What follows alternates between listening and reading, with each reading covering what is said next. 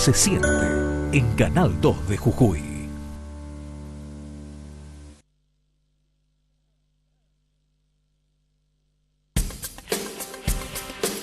A continuación, Sobremesa.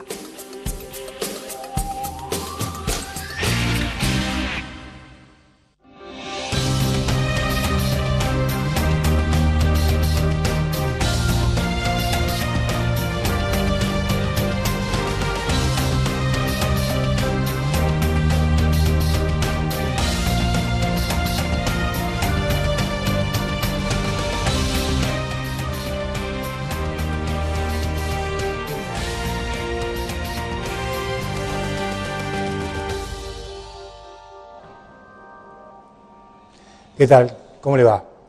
Buenas tardes. Vamos a hablar en un minuto con el doctor Aramayo, como lo anticipaban nuestros compañeros, sobre el Día del Trabajo, un viaje a Alemania, un dirigente jujeño que se va posicionando a nivel nacional. Pero antes que nada quería contarle cuál es la situación de La Quiaca. Hace 5 meses el Consejo Deliberante de La Quiaca no funciona. 5 meses. Hay un conflicto institucional, concejales que no pudieron asumir sus bancas, un amparo y la justicia, bien, gracias. Se está esperando el fallo de la justicia sobre este amparo. Y hay una sociedad, hay un pueblo, una ciudad importante que no funciona, No andan los controles, tierra de nadie.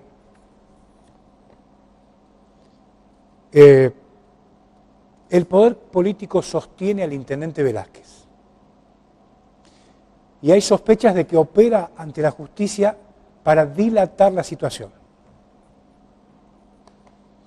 El nuevo consejo está integrado por dirigentes radicales de partidos independientes, como es el ex diputado Miguel Ángel Tito, que no ha podido asumir. Ellos van a controlar el poder. Velázquez es Fellner. 4.000 vecinos están terminando de redactar un petitorio para presentarlo en el Superior Tribunal de Justicia para que acelere los tiempos. Y paralelamente a ello, se viene una huelga de hambre escalonada en La Quiaca. Todo esto tiene que ver con la impunidad política, Un intendente que está protegido por el poder y hay intereses raros, oscuros, que si supuestamente los nuevos concejales comienzan a investigar, pueden comprometer a Velázquez y a Fellner. Vamos a seguir este tema con mucha atención, porque esto tiene que ver con la impunidad. Esto es Sobremesa.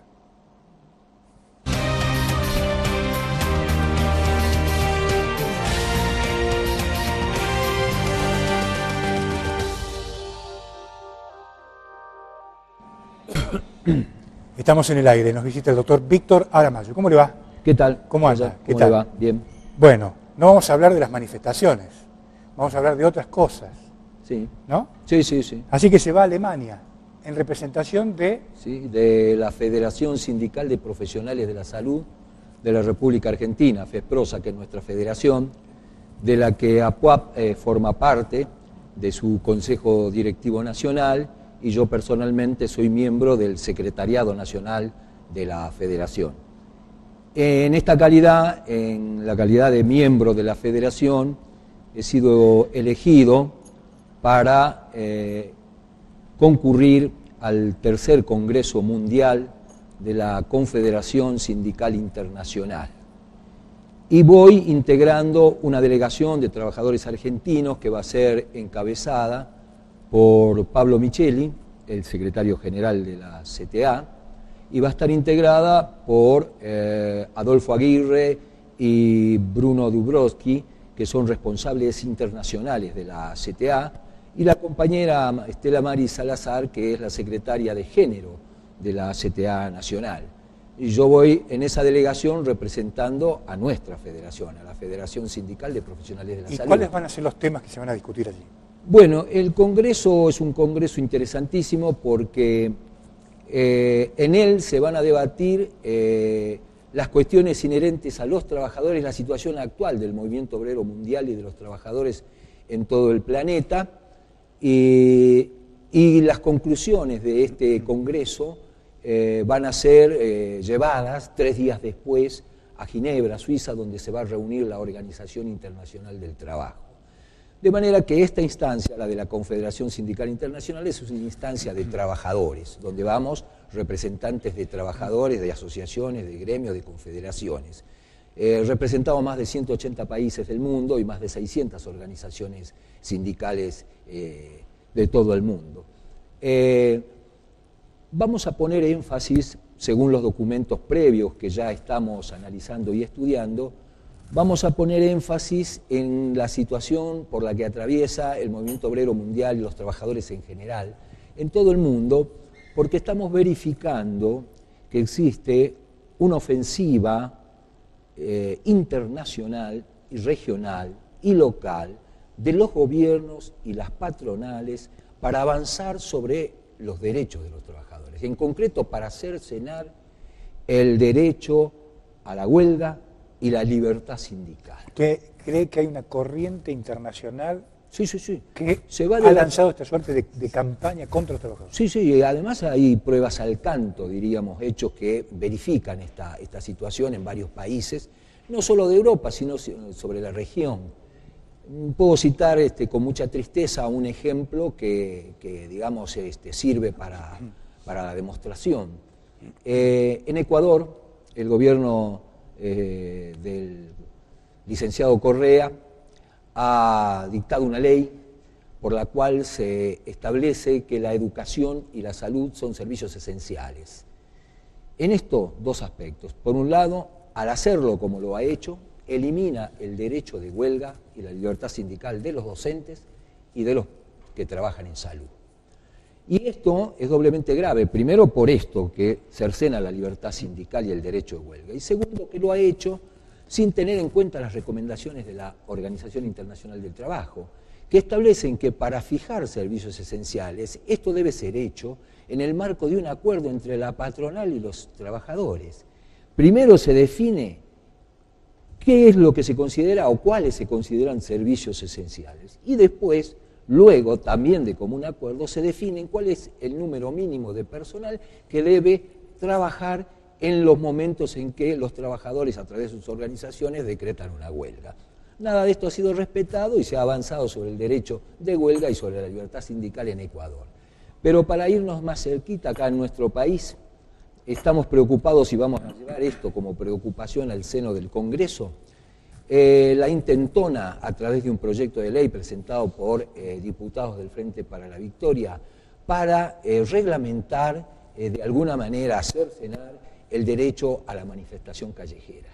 Estos son síntomas claros de lo que yo dije hace un ratito, de que se verifican en el mundo entero, en distintos países, avances. ¿Qué es lo que se quiere hacer en esta reunión de la OIT? Que nosotros vamos a discutir previamente en Berlín. Lo que se pretende es quitarle a la OIT la facultad que tiene de dictar recomendaciones y resoluciones. Resoluciones que tienen carácter de leyes supranacionales, de la misma manera que el Tratado de San José de Costa Rica o los tratados sobre los derechos del niño, cuyas disposiciones, digamos, tienen carácter supranacional.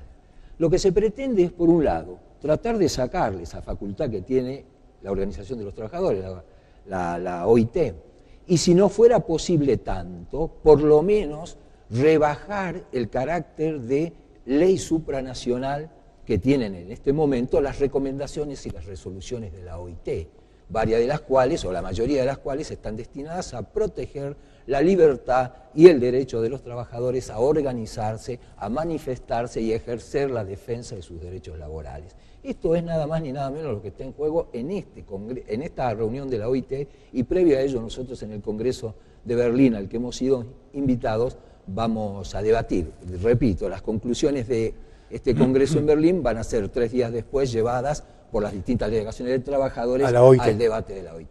Bueno, recién hacía mención usted de este proyecto para regular la actividad callejera o los piquetes. Sí.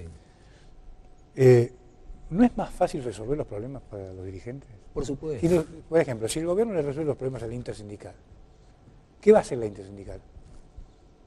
Tratará de trabajar en cómo generar propuestas para mejorar otro tipo de cuestiones, ¿verdad? Por supuesto. Ahora, digo, ¿no es más fácil resolver los problemas? Por supuesto. ¿La dirigencia no está admitiendo que no puede resolver los problemas cuando pretende regular los piquetes? Sí, la dirigencia política, de alguna manera está reconociendo que es impotente para darle respuesta a los distintos reclamos, no solo de los trabajadores, sino de los diversos sectores sociales que de alguna manera, en algún momento, se han manifestado en las calles. Acordémonos de los cacerolazos, acordémonos de las manifestaciones callejeras, populares, cuando hubo cortes de luz, sobre todo en ciudades importantes. Acá mismo, cuando ha habido algunos otros episodios que recordamos.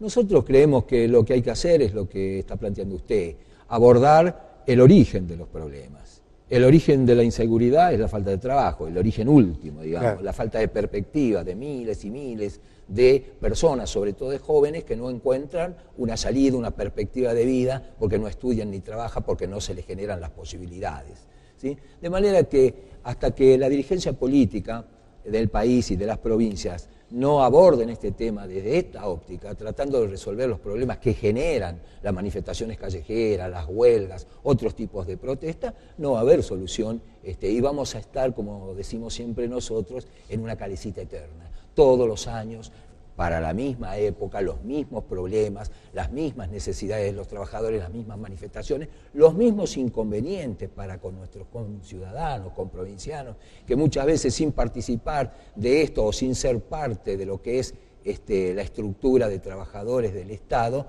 se ve perjudicada en su propio trabajo, cosa que nosotros no queremos, digamos, pero va más allá de nuestra propia voluntad.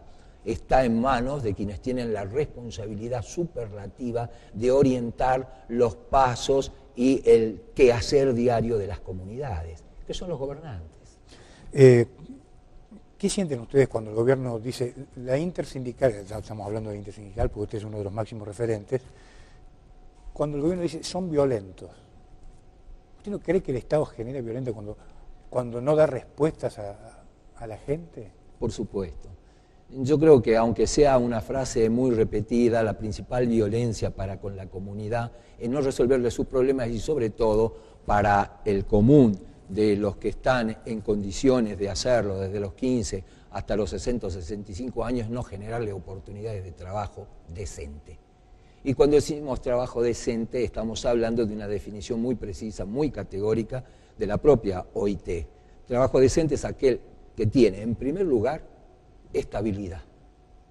En segundo lugar, un salario que sea lo suficiente como para cubrir todas las necesidades del trabajador y su familia. En tercer lugar, que tenga aportes a una obra social, que lo cubra desde el punto de vista de las eventualidades de salud. En cuarto lugar, que le haga aportes al sistema previsional, de manera tal que cuando cumpla su ciclo, el trabajador pueda irse a su casa y pueda disfrutar de alguna manera de ese descanso bien merecido después de 40, 45 años de trabajo. Además de posibilitarle buen desarrollo de su personalidad, cultura, recreación, esparcimiento. Todo esto constituye trabajo decente. Esto es lo que los gobernantes tienen que garantizarle a la población, y la principal y primer violencia generadora de todas las situaciones posteriores es no cumplir con esto, que está en la Constitución Nacional, está en los tratados internacionales, está en la Constitución provincial, en las leyes del trabajo, está perfectamente establecido a todos los niveles. Ahora, venía conversando con usted fuera de cámara sobre estos reiterados errores que comete el Estado en materia de liquidación de sueldos, en fin. Usted que tiene contacto con otros dirigentes gremiales, por ejemplo, en Buenos Aires, ¿estos errores se ven en otras administraciones o no? Se ve, pero con una virulencia o una agudeza, por decirlo más precisamente, menor. Nosotros con la Federación recorremos todas y cada una de las 22 provincias que tienen representación en la FESPROSA. Conocemos la situación de cada una de ellas en sus distintos estamentos como trabajadores del área de salud. Vemos que hay problemas, pero no tan agudos, ni diría, para ser más preciso y concreto, tan torpemente tratadas las diferencias con sus trabajadores.